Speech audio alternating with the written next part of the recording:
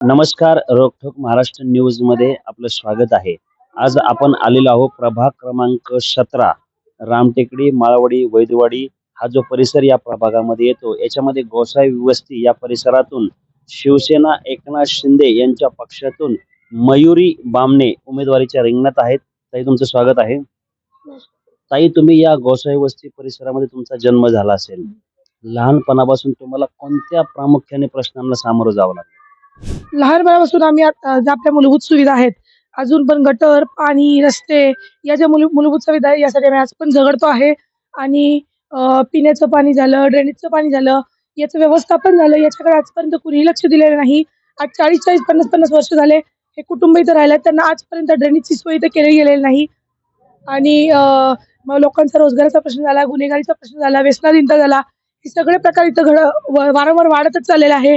गुन्हेगारी वाढत चालली आहे, बेरोजगारी वाढत चालली आहे आणि तरुणांचा कोणी विचार करत नाहीये. त्यानंतर आपल्या माता-मुलींचा शिक्षणाचा प्रश्न आहे. म्हणजे एकंदरीत आपण बघायला गेलो तर प्रभागाचा पूर्ण सर्वांगीण विकास हा डगमगला आहे आणि कोणीही त्याच्या विकासाकडे लक्ष न देता फक्त आपलं पोट कसं भरता येईल याच्याकडे लक्ष देत आहे.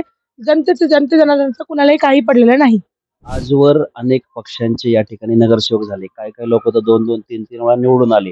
मग त्यांनी या भागात विकास कामं केली नाहीत का? ऍक्च्युली हा जो प्रभाग आहे हा ओबीसी महिलांसाठी राखीव आहे. 1997 पासून आज तक आहे, जेव्हापासून मला माहिती आहे तेव्हापासून. आणि हा जो प्रभाग आहे या प्रभागामध्ये नेहमी महिलाच दिली जाते. आणि लास्ट टाइम पण 3 महिलांचा पॅनल होता, तिघांचा पॅनल होता आणि याच्या आधी देखील महिलाच तिथे राखीव होती. तर इथे जी महिला पक्षांनी निवडून दिली, म्हणजे लोकांनी पाठवली बाहेरच्या प्रभागातून, त्या महिला इथे आल्या आणि इथल्या लोकांच्या दबावाखाली येऊन आणि मग त्या निवडून आल्या. निवडून आल्यानंतर 10 वर्षामध्ये, मागच्या पंचवार्षिक आणि त्याच्या आधी 5 वर्षामध्ये ज्या महिला निवडून आल्या, एक हडपसर भागातली होती, एक सय्यदनगर भागातली होती. त्या दोन्ही महिलांना इथले स्थानिक प्रश्न देखील माहिती नव्हते. त्यांनी कधी परत इथे 10 वर्षात डुंकून देखील बघितलं नाही की वस्तीत लोकांचं काय चाललंय, जनतेचं काय चाललंय आणि तिथले खरंच प्रश्न काय आहेत आणि मी कसे सोडवावे. आम्ही आज तक गेल्या 10 वर्षात एकही नगरसेवक इथं पाहिलेले नाही. हा प्रभाग महिला राखीव आहे आणि ते एकही महिला आलेली आजपर्यंत आम्ही पाहिली नाही. जनतेचे प्रश्न अनेक प्रलंबित आहेत. जी. मग या भागातील प्रश्न सोडवण्यासाठी स्थानिकच उमेदवार निवडून आला पाहिजे असं तुम्हाला वाटतं? 100% या भागाचे प्रश्न जर आपल्याला माहिती आहेत तर स्थानिक नागरिकांना इथले प्रश्न माहिती आहेत, स्थानिक उमेदवारांना इथले प्रश्न माहिती आहेत. आणि जर समजा एखादी एसीतली महिला इथे आल्यानंतर ती ज्यावेळेस प्रचाराला येते तेव्हा ती नाकाला कापड लावून येते की बाबाशी ही किती घाण आहे. म्हणजे त्यांचा आपल्याकडे बघण्याचा दृष्टिकोन, ही झोपडपट्टी हा स्लम एरिया आहे आणि हा एकदम घाणेरडा भाग आहे. इथे मत ही फक्त पैशाने खरेदी करतात असं त्यांचा भ्रम आहे आणि इथल्या लोकांना घाणीतच ठेवायचं असा त्यांचा विचार आहे.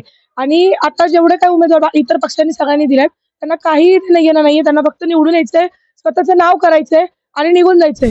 आपण याच्यानंतर म्हणजे 17 तारखेला समजा त्या निवडून आल्या आणि आपण 17 तारखेला त्यांच्याकडे प्रश्न घेऊन गेलो तर ते म्हणतील वहिनी घरी नाहीत, वहिनी बाहेर गेल्यात, कार्यक्रमाला गेल्यात, त्यांना परत कोणीच बघू शकत नाही, आमचा हळदी कुंकू सुद्धा त्यांनी लावून घेतलेलं नाही.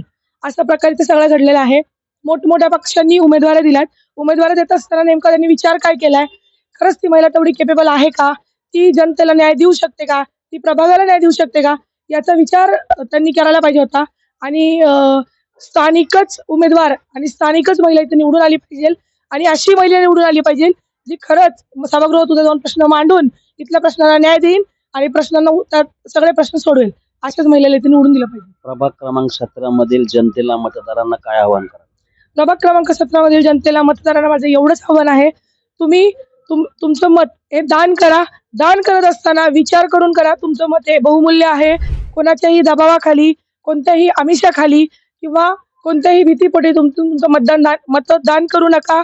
आणि माझ्यावरती यांचे उपकार आहे किंवा मी यांना काहीतरी द्यायला लागतो तर विचार करून करा. एखाद्या गुन्हेगाराची बायको निवडून आणण्यापेक्षा किंवा एखाद्या गुन्हेगारी प्रवृत्तीच्या माणसाला निवडून आणण्यापेक्षा किंवा एखाद्या चुकीच्या माणसाला निवडून आणण्यापेक्षा तो माझ्या समाजाचा आहे, तो माझ्या जातीचा आहे, या गोष्टी न बघता खरंच बाबा आपल्या प्रश्नांना कोण न्याय देऊ शकतो, आपला प्रश्न सभागृहात कोण मांडू शकतो आणि आपल्या लोकांसाठी न्याय कोण देऊ शकतो याचा विचार करून जनता जनार्दनांनी मतदान करावं, एवढीच माझी विनंती आहे.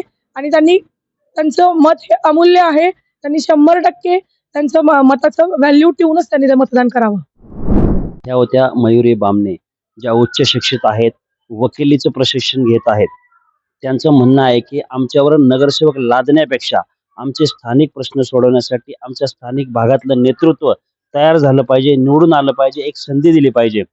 15 तारखेला मतदान होणार आहे आणि ताईंनी केलेल्या आव्हानाला मतदार कसा प्रतिसाद देतात आपण पाहूया. रोखोक महाराष्ट्रासाठी अनिल मोरे, पुणे.